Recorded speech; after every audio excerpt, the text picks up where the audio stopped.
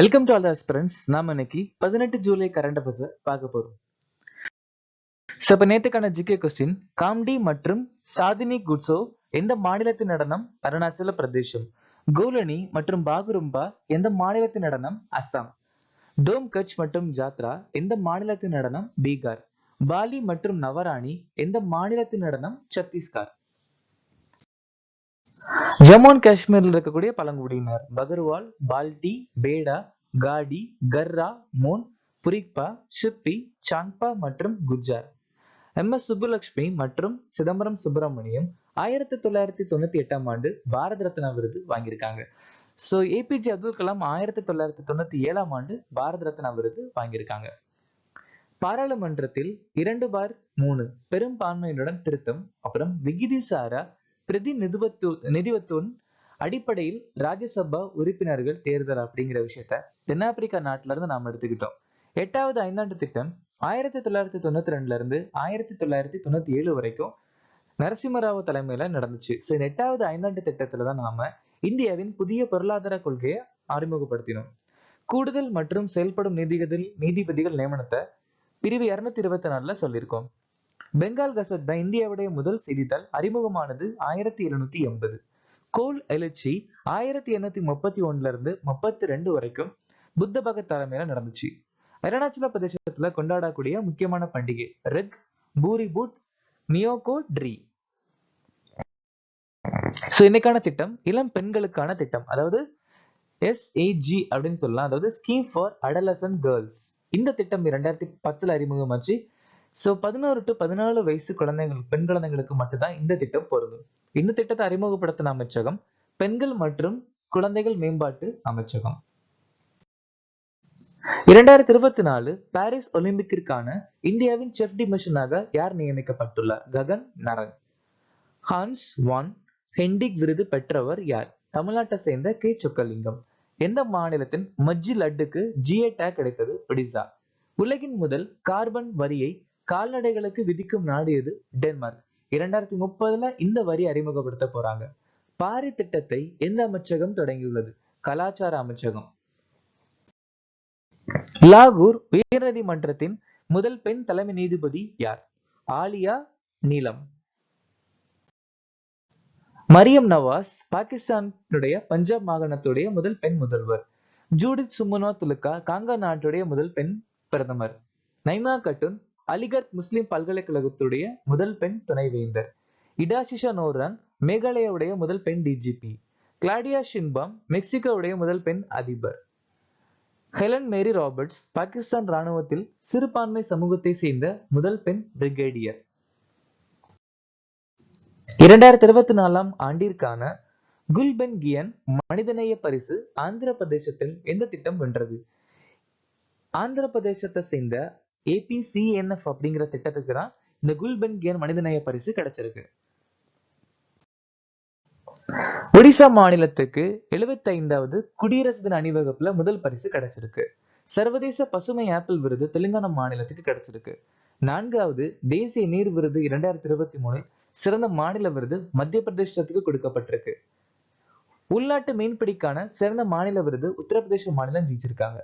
கிருஷி கர்மன் விருது தமிழ்நாட்டுக்கு கொடுக்கப்பட்டிருக்கு. அப்புறம் 2024 ஆண்டிற்கான சிறந்த விவசாய மாநில விருது மகாராஷ்டிரா மாநிலத்துக்கு கிடைச்சிருக்கு.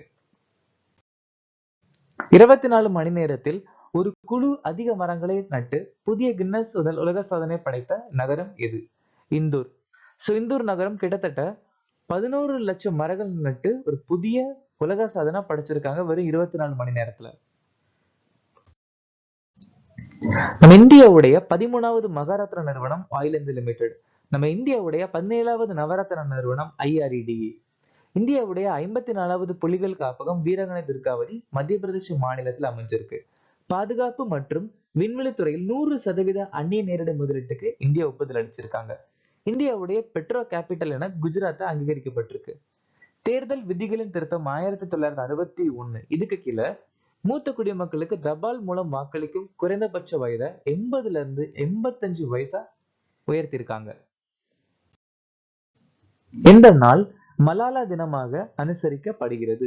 ஜூலை மாசம் 12ஆம் தேதி அவங்கள கௌரவிக்கும் விதமா அனுசரிக்கிறோம். ஸோ இவங்க வந்துட்டு ஒரு கேர்ள்ஸ் ஆக்டிவிட்டிஸ் அப்படின்னு சொல்லலாம், அதாவது பெண்களுக்காக பாடுபடக்கூடிய ஒரு பெண்மணி அப்படின்னு கூட சொல்லலாம். 2012ஆம் ஆண்டு இவங்க ஸ்கூலுக்கு போகும்போது அவங்க தலையில சுட்டிருக்காங்க. பட் அதிர்ஷ்டவசமா அவங்க பழச்சுக்கிட்டாங்க. அதுக்காக 2014ஆம் ஆண்டு இவங்களுக்கு நோபல் பிரைஸ் ஆஃப் பீஸ், அமைதிக்கான நோபல் பரிசு கொடுக்கப்பட்டிருக்கு. மே 12 சர்வதேச செவிலியர் தினம். மே 18 சர்வதேச அருங்காட்சியக தினம்.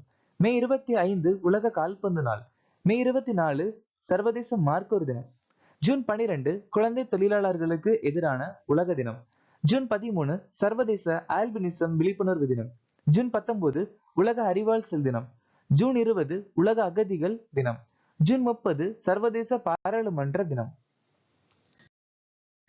கோப்பா அமெரிக்கா 2024 பட்டத்தை வென்ற நாடு எது?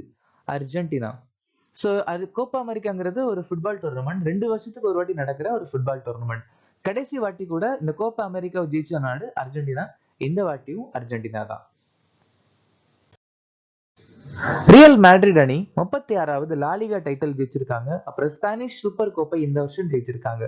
உருகுவே நாடு ஃபிஃபா அண்டர் 20 உலக கோப்பை போன வருஷம் ஜெயிச்சிருக்காங்க. ஸ்பெயின் நாடு ஃபிஃபா மகளிர் உலக கோப்பை ஜெயிச்சிருக்காங்க. முகமதன் எஸ்சி அணி கல்கத்தா கால்பந்து லீக் டோர்னமெண்ட்டை ஜெயிச்சிருக்காங்க. இந்திய நாடு பங்களாதேஷ் நாடு சேர்ந்து சவுத் ஏசியன் ஃபுட்பால் ஃபெடரேஷன் பெண்கள் அண்டர் 19 சாம்பியன்ஷிப்பை ஜெயிச்சிருக்காங்க. மும்பை சிட்டி எஃப்சி அணி இந்தியன் சூப்பர் லீக் பட்டத்தை ஜெயிச்சிருக்காங்க. ரியல் மேட்ரிட் அணி 15வது யுஇஎஃப்ஐ சாம்பியன்ஸ் லீக் டைட்டிலை ஜெயிச்சிருக்காங்க. விம்பிள்டன் ஓபன் 2024 ஆண்கள் ஒற்றையர் பட்டத்தை வென்றவர் யார்? கார்லோஸ் ஆல்கரஸ். சோ ஸ்பெயின் நாட்டை சேர்ந்த கார்லோஸ் ஆல்கரஸ் தான் இந்த விம்பிள்டன் ஓபன்ல ஆண்கள் ஒற்றையர் பிரிவுல ஜெயிச்சிருக்காரு.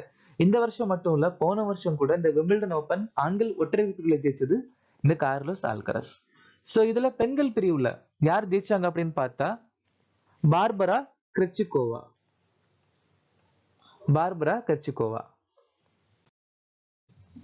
ஆஸ்திரேலிய ஓபன் 2023 ஜெயிச்சது நோவாக் ஜோகோவிக்கும் அரினா சபலன்கா.